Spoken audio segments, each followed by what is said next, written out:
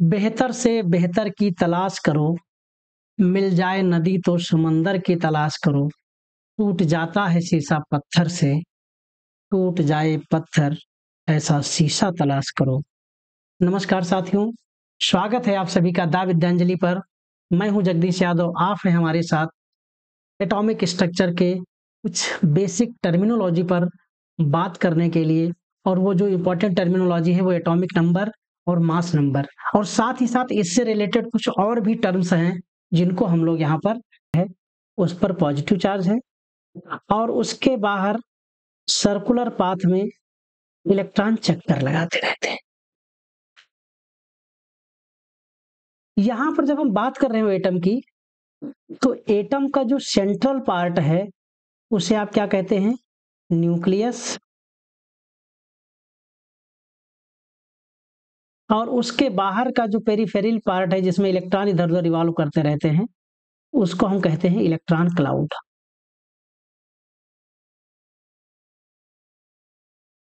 क्या कहते हैं? इलेक्ट्रॉन क्लाउड, इलेक्ट्रॉन का बादल। ऐसे समझो कि ये बीच में जो आपका जो पॉजिटिव चार्ज जो न्यूक्लियस है, इसके चारों तरफ इलेक्ट्रॉन चक्कर लगा रहे हैं। दूर से देखने पर ऐसा लगता है कि इसके चारों तरफ इलेक्ट्रॉन का बादल छाया हुआ है, बहुत सारे इलेक्ट्रॉन इधर उधर घूम रहे हैं। आप इस इलेक्ट्रॉन क्लाउड का कॉन्सेप्ट आप एटॉमिक स्ट्रक्चर के एडवांस कॉन्सेप्ट में आगे हम सीखेंगे, बट यहाँ पर दो तीन बातें आप समझिए क्योंकि इनकी मुझे बहुत जरूरत है आगे चल करके। ठीक है, ये आपका क्या है? Electron cloud. यानी अगर हम एटम को दो पार्ट में बांटें, एटम का एक आपका है जो सेंट्रल पार्ट है, वो सेंट्रल पार्ट आप क्या बोलते हैं? न्यूक्लियस। और उसके बाहर जिसमें इलेक्ट्रॉन घूम रहे हैं उनको हम क्या बोलते हैं? उनको हम बोलते हैं इलेक्ट्रॉन क्लाउड। क्या बोलते हैं? Electron cloud. देखिए दोस्तों, यहां पर दो टर्म समझना। हमारे एटम की जो आइडेंटिटी है, ध्यान देना मेरे बच्चों, आइडेंटिटी, किसी एटम की जो पहचान है वो पहचान किससे है? न्यूक्लियस से है। और किसी एटम की जो केमिकल रिएक्टिविटी है वो किससे है? वो इलेक्ट्रॉन क्लाउड से है। मेरी बात आप समझ पाए हो कि जो कोई भी एटम है उसकी जो पहचान है, किसी भी एटम की जो आइडेंटिटी है वो उसके न्यूक्लियस से है, और उसकी रिएक्टिविटी किससे है? उसके इलेक्ट्रॉन क्लाउड से है। यानी उसके इलेक्ट्रॉन से है। उस एटम में इलेक्ट्रॉन कितने हैं, इलेक्ट्रॉन किस तरह से डिस्ट्रीब्यूटेड हैं, इसके आउटर मोस्ट सेल का इलेक्ट्रॉन कितना है, इस पर इसकी केमिकल रिएक्टिविटी डिपेंड करती है, आउटर मोस्ट सेल के इलेक्ट्रॉन पर। तो दो टर्म, एटम की आइडेंटिटी न्यूक्लियस से है और रिएक्टिविटी इलेक्ट्रॉन क्लाउड से डिफाइन होती है। अगर हम इतनी बात समझ गए तो मेरे बच्चों, न्यूक्लियस में आप जानते हैं कि दो पार्टिकल होते हैं, और उन दोनों पार्टिकल में एक को हम बोलते हैं प्रोटॉन और दूसरे को हम बोलते हैं न्यूट्रॉन। आपके इलेक्ट्रॉन क्लाउड में तो बिल्कुल वेल नोन है, इसमें कौन है? इलेक्ट्रॉन। न्यूक्लियस में कौन है? प्रोटॉन। प्रोटॉन पर आप अच्छे से जानते हैं प्रोटॉन पर पॉजिटिव चार्ज होता है और न्यूट्रॉन पर कोई चार्ज नहीं होता है। यानी न्यूक्लियस पर जो पॉजिटिव चार्ज है वो प्रोटॉन की वजह से। फिर हमारे मन में क्वेश्चन आया कि जो न्यूक्लियस की आइडेंटिटी है, न्यूक्लियस की वजह से एटम पहचाना जाता है, तो न्यूक्लियस में इस प्रोटॉन की वजह से पहचाना जाता है या इस न्यूट्रॉन की वजह से पहचाना जाता है? तो मेरे दोस्तों, इस बात को आप और अच्छे से याद रखिए कि जो एटम की जो आइडेंटिटी है वो प्रोटॉन से है। इससे है? प्रोटॉन से है। अच्छे से आप समझ के रखिएगा, एटम की जो आइडेंटिटी है वो क्या है? प्रोटॉन है। अब यहां पर जो हमें देखना है, किसी भी एटम में जो प्रोटॉन का नंबर है, प्रोटॉन का जो नंबर है, इसी से उस एटम की पहचान होती है। यानी एटम की आइडेंटिटी प्रोटॉन पर डिपेंड करती है। ये कौन सा एटम है? अगर मैं ये कहूं कि मेरे पास दो एटम हैं, एक के पास 9 प्रोटॉन है, एक के पास 10 प्रोटॉन है, इसका मतलब क्या है, ये दोनों एटम डिफरेंट हैं। यानी अगर हम अच्छे से समझें, किसी भी एलिमेंट की बात करें, अच्छे से शब्दों में अगर यूज करें, तो उस एलिमेंट की आइडेंटिटी उसके एटम में प्रेजेंट प्रोटॉन से होती है। अगर इनमें प्रोटॉन की संख्या डिफरेंट है, इसका मतलब ए और बी सेम एलिमेंट नहीं है। अगर हमारे पास दो एटम हैं, ए और बी, इसके पास भी 9 प्रोटॉन, इसके पास भी 9 प्रोटॉन, और न्यूट्रॉन की संख्या 10, न्यूट्रॉन की संख्या 11, तो मेरे बच्चों प्रोटॉन को आप काउंट करो, प्रोटॉन की संख्या 9, प्रोटॉन की संख्या 9, यानी प्रोटॉन की संख्या बराबर, इट मींस ये दोनों एटम सेम एलिमेंट के हैं। यहां तक के डिस्कशन से हम लोग इतनी बात समझ चुके हैं कि जो एटम है, एटम को आप 2 पार्ट में समझिए। सेंट्रल पार्ट जिसे आप न्यूक्लियस कहते हैं, जिसमें प्रोटॉन और न्यूट्रॉन होता है। प्रोटॉन और न्यूट्रॉन को हम कलेक्टिवली न्यूक्लियंस बोलते हैं। और न्यूक्लियस के बाहर एक्स्ट्रा न्यूक्लियर पार्ट में आपका इलेक्ट्रॉन रिवॉल्व कर रहा है, उस पूरे एरिया को, सारे इलेक्ट्रॉन को हम क्या बोलते हैं, इलेक्ट्रॉन क्लाउड बोलते हैं। जो हमारा इलेक्ट्रॉन क्लाउड है, उस एटम की केमिकल रिएक्शन के लिए, उसकी केमिकल रिएक्टिविटी के लिए, उसकी केमिकल प्रॉपर्टी के लिए रिस्पॉन्सिबल है। जबकि किसी एटम की, किसी एलिमेंट की आइडेंटिटी उसके न्यूक्लियस में प्रेजेंट प्रोटॉन से होता है। अगर हम इतनी बात समझ गए, अब हम अपने आगे जो टर्म हम समझने जा रहे हैं, जो सीखने जा रहे हैं, उस पर हम डिस्कस कर लेते हैं। अब इस सीरीज का जो नए नए टर्म से हम जो बात करने जा रहे हैं, वो हमारे जो टर्म्स हैं, वो पहला आपका आया है एटॉमिक नंबर। एटॉमिक नंबर क्या है? एटॉमिक नंबर का मतलब है number of proton inside the nucleus is called atomic number. It means अभी जो हम बोल रहे थे, किसी भी एलिमेंट की जो आइडेंटिटी है वो प्रोटॉन का नंबर है, और इस प्रोटॉन के नंबर को हम क्या बोलते हैं, एटॉमिक नंबर बोलते हैं।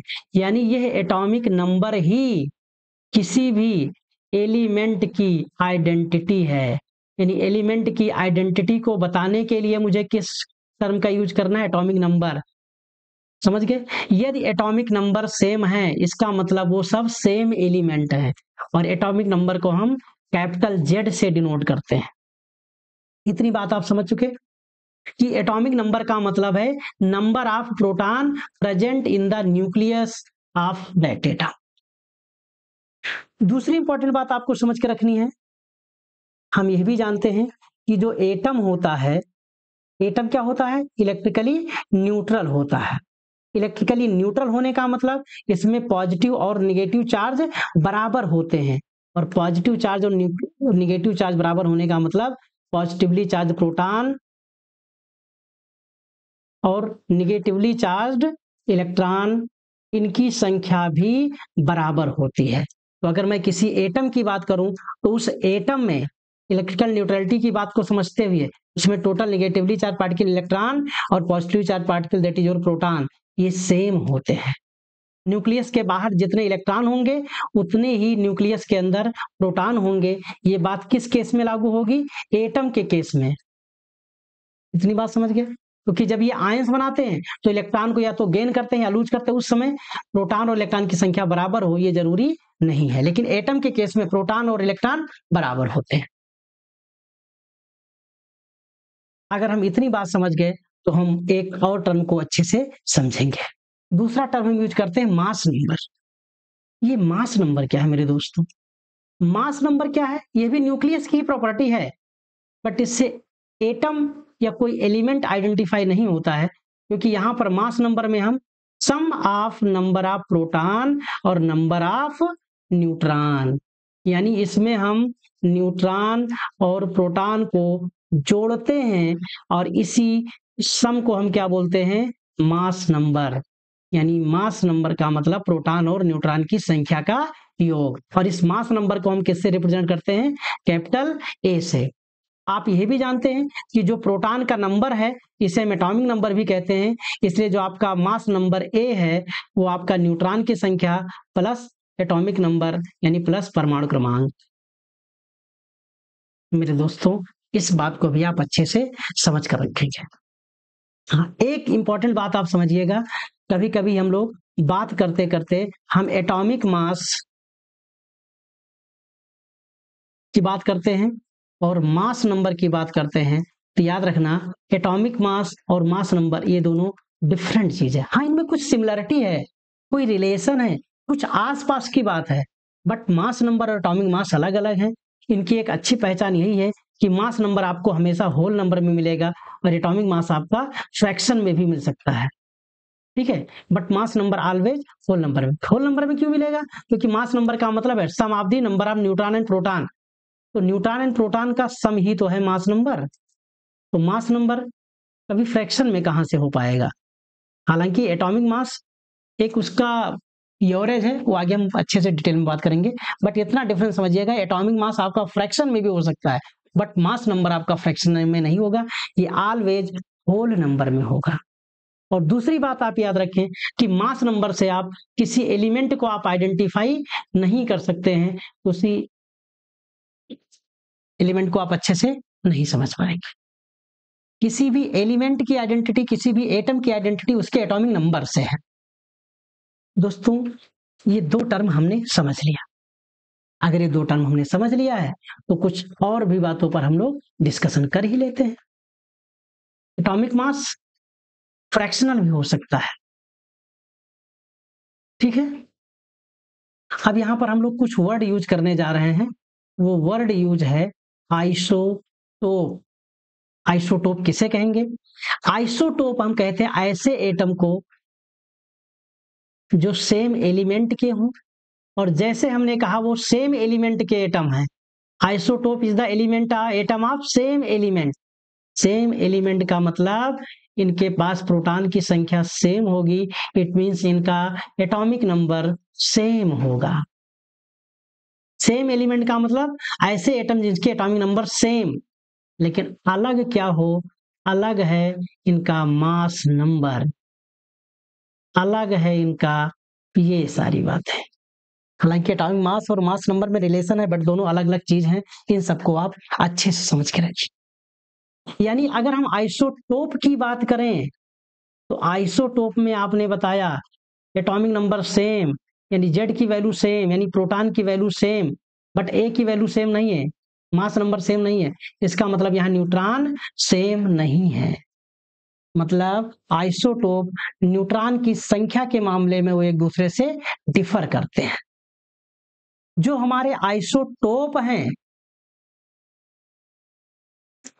ये फिजिकल प्रॉपर्टी में एक दूसरे से अलग होंगे, लेकिन केमिकल प्रॉपर्टी में एक दूसरे से सेम होंगे। मेरे दोस्तों, अभी हम आपको बता दिए थे कि जो एटम है उसकी जो आइडेंटिटी है वो न्यूक्लियस से है, और न्यूक्लियस में भी स्पेशली प्रोटॉन से है, जबकि उसकी जो केमिकल प्रॉपर्टी है वो इलेक्ट्रॉन पर डिपेंड करती है, उस इलेक्ट्रॉन के कॉन्फ़िगरेशन पर डिपेंड करती है, उसके इलेक्ट्रॉनिक डिस्ट्रीब्यूशन पर डिपेंड करती है। इट मींस जो आइसोटोप हैं इनमें प्रोटॉन सेम है। इट मींस अगर एटॉमिक स्टेट की बात करें तो आइसोटोप एटम ही है, इनके इलेक्ट्रॉन भी सेम होंगे, यानी इनकी केमिकल प्रॉपर्टी सेम होगी, बट फिजिकल प्रॉपर्टी डिफरेंट होगी क्योंकि इनका मास नंबर अलग अलग है। मेरे दोस्तों, और हम अपनी बात को आगे बढ़ाएं, कुछ हमारे पास एग्जाम्पल है आइसोटोप को लेकर के। हाइड्रोजन के 3 इंपॉर्टेंट आइसोटोप होते हैं। मेरे दोस्तों, भी हम एक बात और यहाँ समझेंगे, इसकी हिंदी वर्जन को भी अच्छे से समझ पाएंगे आइसोटोप का मतलब क्या है। अगर आप बात करें, हाइड्रोजन के 3 आइसोटोप हैं। पहला आइसोटोप 1s1, जिसे आप प्रोटियम या नॉर्मल हाइड्रोजन बोलते हो। दूसरा आपका है 1s2, जिसे आप ड्यूटेरियम या हैवी हाइड्रोजन बोलते हो। तीसरा आपका है 1s3 या 1t3, जो भी बोलिए, इनको ट्राइटियम या रेडियो एक्टिव हाइड्रोजन बोलते हैं। अगर इनमें देखो तो इन सब में आप ध्यान से देखिएगा, इन सब में अगर आप ध्यान से देखिएगा तो इन सबके एटॉमिक नंबर सेम है। अगर डिफरेंस है तो इनके मास नंबर में डिफरेंस है। बाय डिफिनीशन ये सब क्या है? आइसोटोप है। समझ गए?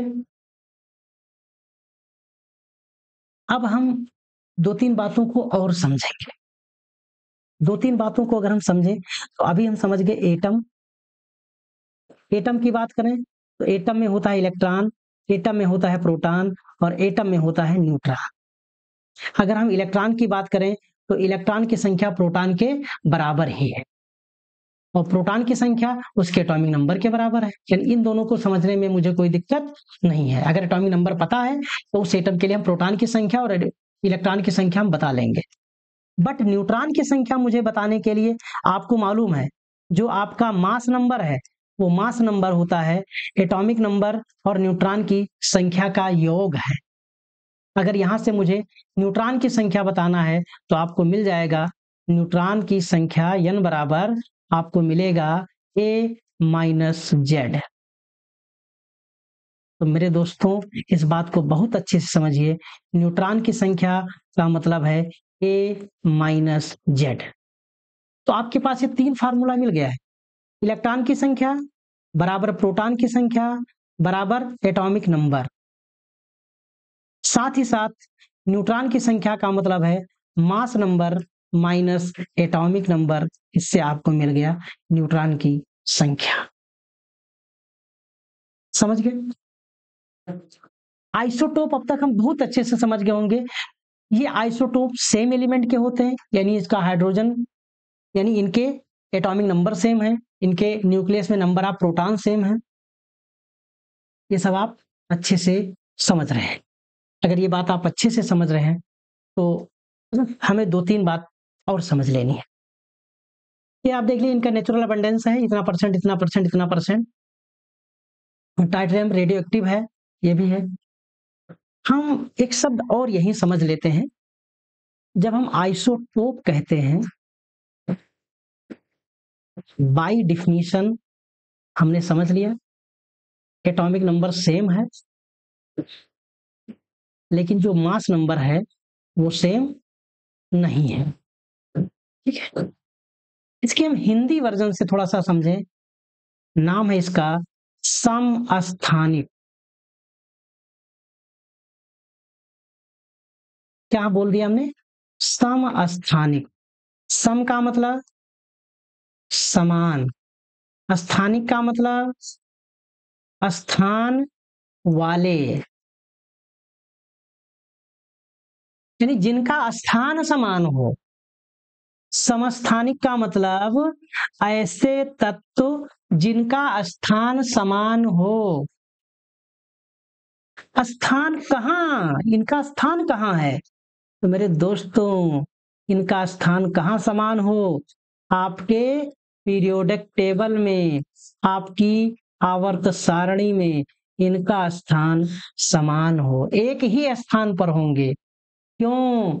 क्योंकि आज जो हम मॉडर्न पीरियोडिक टेबल जो हम लोग पढ़ते हैं, जो आज हम आधुनिक आवर्त सारणी पढ़ते हैं, वो आधुनिक आवर्त सारणी परमाणु क्रमांक के आधार पर बनाई गई है। और आप कहते हो आइसोटोप के लिए आवर्त सारणी किसके आधार पर बनी है? परमाणु क्रमांक के आधार पर बनी है। और आइसोटोप के केस में परमाणु क्रमांक समान होता है। अगर इनका परमाणु क्रमांक समान है तो पीरियोडिक टेबल में इनका पोजीशन भी समान होगा, क्योंकि पीरियोडिक टेबल में जो एलिमेंट के पोजीशन है उसके लिए रोल नंबर का जो काम करता है, उनके लिए जो सीट नंबर का काम करता है, वो सीट नंबर का काम यही एटॉमिक नंबर ही करता है। तो हिंदी में आप इसके समस्थानिक का मतलब आप समझ गए, इनका पीरियोडिक टेबल में पोजीशन सेम होता है। हाइड्रोजन के जो तीन आइसोटोप हैं आपके प्रोटियम, ड्यूटेरियम और ट्राइटियम, इनका पोजीशन अलग अलग नहीं, एक ही जगह पर है। और अगर ये एक ही जगह पर यानी ये सेम एलिमेंट है, इनकी केमिकल प्रॉपर्टी सेम है और सेम पोजीशन होने की वजह से हिंदी में हम क्या बोलते हैं इन्हें? समस्थानिक। यानी पीरियोडिक टेबल में समान स्थान पर रहने वाले, एक ही स्थान पर रहने वाले, यानी आइसोटोप को हम अलग अलग पोजीशन नहीं देते हैं आपकी अपनी मॉडर्न पीरियोडिक टेबल में। अब मेरे दोस्तों, अब मैं आपसे एक क्वेश्चन ये पूछ ले रहा हूं कि ये जो आइसोटोप वर्ड है ये सबसे पहले किसने इंट्रोड्यूस किया? और साथ ही साथ आपसे हम यह भी पूछेंगे, ये जो हमारी मॉडर्न पीरियोडिक टेबल है, मॉडर्न पीरियोडिक टेबल, इसको किसने बनाया? आइसोटोप की डिस्कवरी किसने की? आइसोटोप टर्म किसने इंट्रोड्यूस किया सबसे पहले? और साथ ही साथ जो मॉडर्न पीरियोडिक टेबल है इसको किन्होंने बनाया, किस साइंटिस्ट ने बनाया? इसका आंसर आप लोग कमेंट बॉक्स में देंगे। बात को हम और आगे बढ़ाते हैं। ये आपके इसके अलग अलग आइसोटोप हैं हाइड्रोजन के।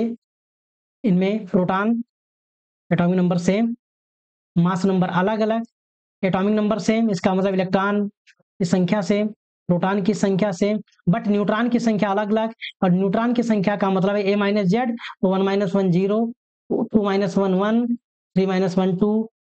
यहां से आपको एन बाई पी का रेशियो यहाँ 0 मिल रहा है, यहाँ 1 मिल रहा है, यहाँ 2 मिल रहा है। एक बात आप ध्यान रखें, पूरी केमिस्ट्री में आपके जितने भी एलिमेंट हैं और जितने भी आइसोटोप हैं उसमें आपका हाइड्रोजन है, वो भी हाइड्रोजन का वो समस्थानिक जिसे आप प्रोटियम कहते हैं। ये प्रोटियम एक ऐसा एटम है जिसके पास एक इलेक्ट्रॉन, एक प्रोटॉन, एक इलेक्ट्रॉन और एक प्रोटॉन, इसके पास न्यूट्रॉन की संख्या 0 होती है, यानी इसके पास न्यूट्रॉन नहीं होते हैं। ये ओनली एटम है जिसके पास न्यूट्रॉन नहीं है। इस बात को भी आप समझते हैं। हाइड्रोजन में यानी हाइड्रोजन एटम में न्यूट्रॉन नहीं पाया जाता। जब ये सेंटेंस बोले तो आपका नॉर्मल हाइड्रोजन है जिसे आप प्रोटियम बोलते हैं। बाकी हैवी और रेडियोएक्टिव हाइड्रोजन में तो 1-2 न्यूट्रॉन है ही। इनका हमने रेशियो भी निकाल लिया। एक क्वेश्चन हम आपसे पूछ लेते हैं कि हाईएस्ट रेपन रेशियो पूरे पीरियोडिक टेबल में इसी ट्राइटियम के लिए ही है, जो कि आपको 2/1 मिलेगा और ये रेशियो आपको 2 मिलेगा। ये आपका हाईएस्ट रेशियो है। और आपको यह भी मालूम होगा, आगे चलकर हम देखेंगे, अगर किसी भी एटम के लिए N/P का रेशियो मोर देन 1.5 हो गया तो वो रेडियो एक्टिव हो जाता है। क्या हो जाता है? रेडियो एक्टिव हो जाता है। ये फिजिक्स में आप डिटेल में पढ़ोगे, केमिस्ट्री में पहले हम लोग पढ़ते थे लेकिन अब वो सिलेबस से हट गया है।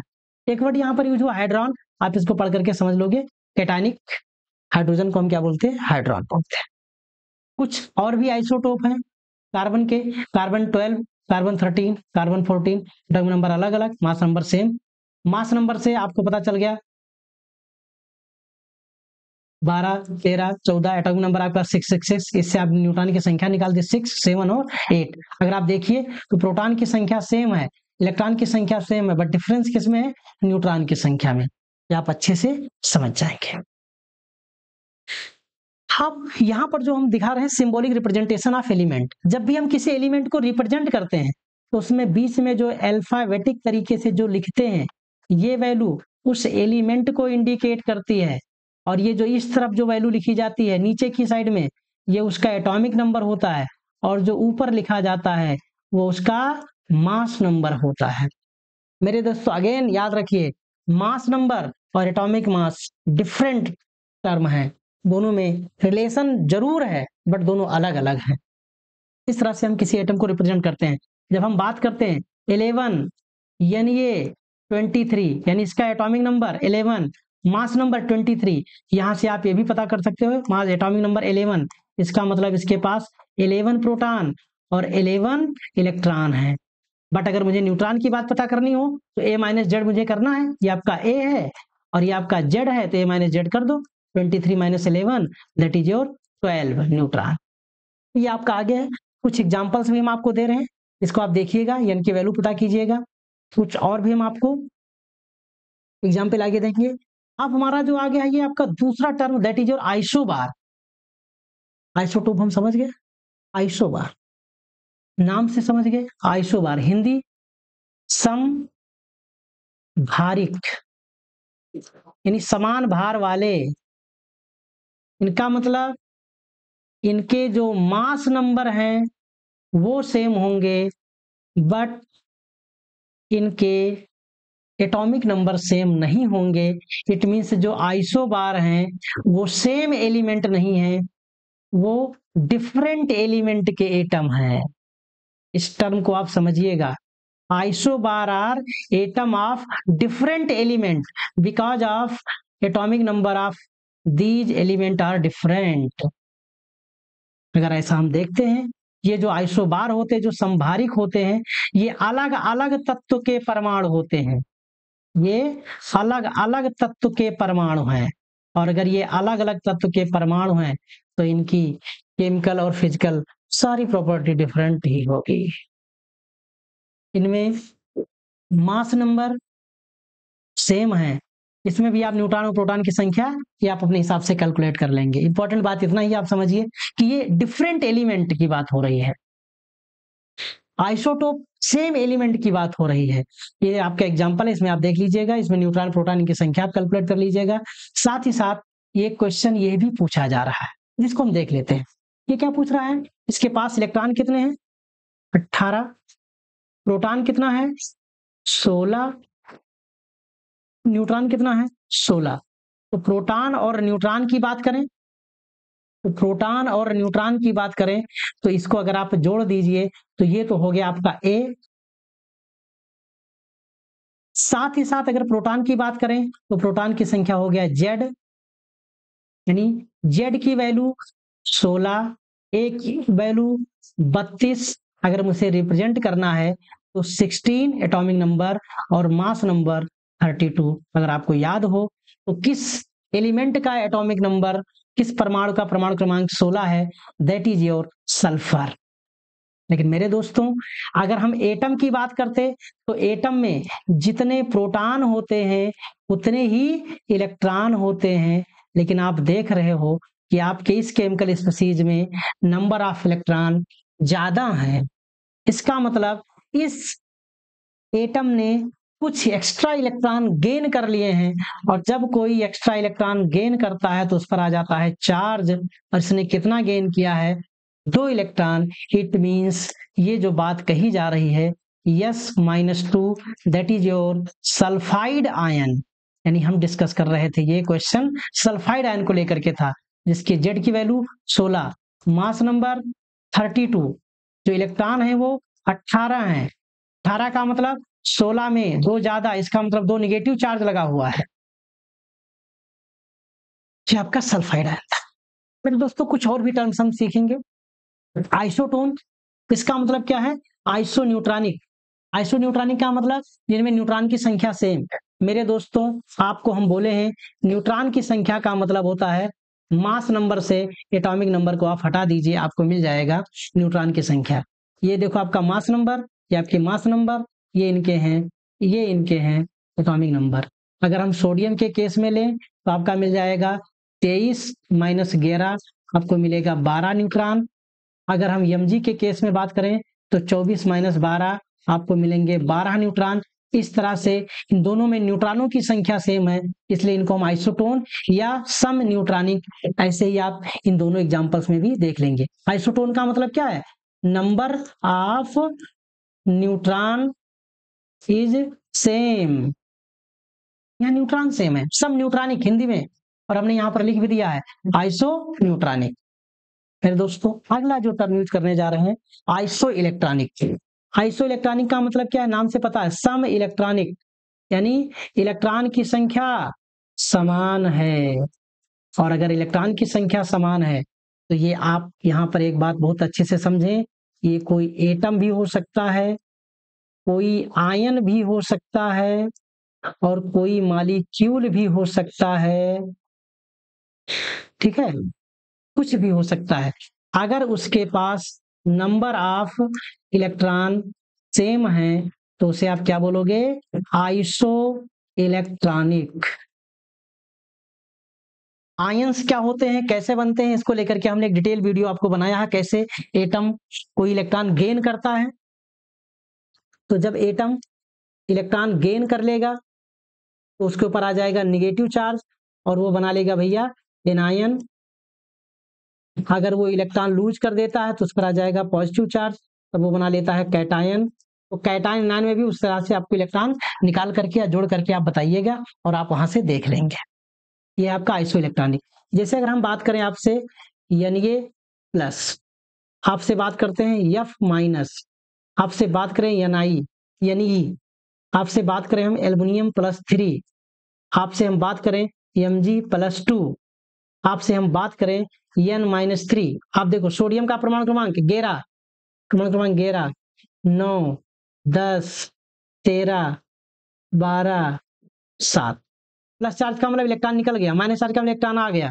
अगर आप देखिए सोडियम का परमाणु क्रमांक कितना है, सोडियम का परमाणु क्रमांक है 11 और प्लस चार्ज का मतलब एक इलेक्ट्रॉन निकल गया, तो इसके पास क्या है 10 इलेक्ट्रॉन। परमाणु क्रमांक 9 यानी एक माइनस में चार्ज है, इसका मतलब एक एक्स्ट्रा इसने लिया, यहाँ भी आपके पास 10 इलेक्ट्रॉन।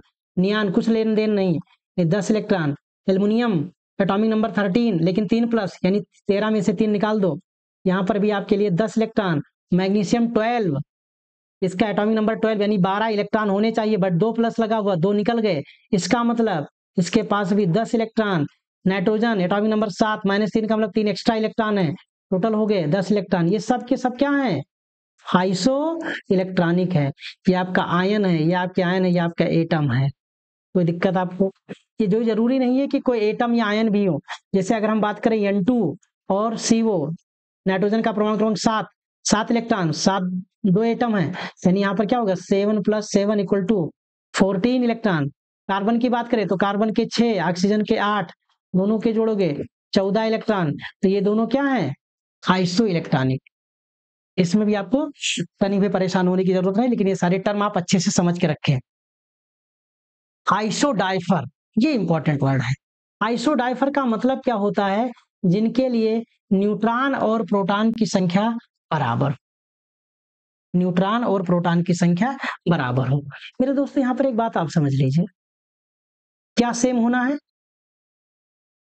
न्यूट्रॉन और प्रोटॉन की संख्या। आप जानते हैं न्यूट्रॉन की संख्या का मतलब है A-Z, और जो प्रोटॉन की संख्या है वो आपका है Z। इसका मतलब अगर आप इसे सॉल्व करें तो A-2Z, ठीक है, A-2Z। अगर किसी भी एटम के लिए अगर A-2Z अगर सेम है, इसका मतलब वो आइसोडाइफर।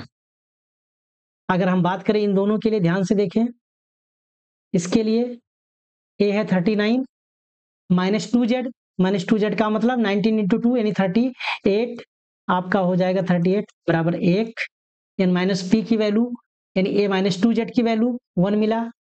इसकी बात करें 19 A-2Z, A तो आपका यही है ना, ऊपर वाला A है, नीचे वाला Z है, Z को आप 2 करके घटाइए तो 9 × 2 यानी 18, और 18 आपने हटा दिया, एक बचा, यानी ये दोनों क्या है, आइसोडाइफर हैं। ये रहा। ऐसे आप बाकी जो दोनों हैं आप आराम से इन्हें करके देखिएगा, समझिएगा, और आपको अच्छा लगेगा तो आप कमेंट करके बताइएगा कि आपने इसका क्या आंसर निकाला है। अगला है आइसोस्टर। आइसोस्टर को समझना है, आइसोस्टर क्या है।